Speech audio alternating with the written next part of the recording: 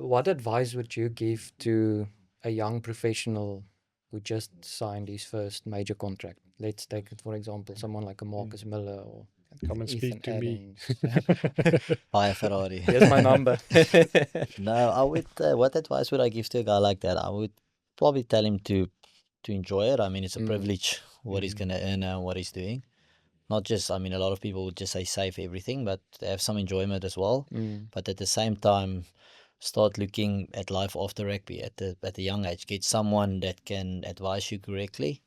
Make sure you get the right structures in place, the right plan for after rugby at 35, and then focus actually on your rugby, because the better rugby you play, the more money you're going to earn. Where a lot of guys would actually play rugby and they think about business ideas and someone is going to make money for them.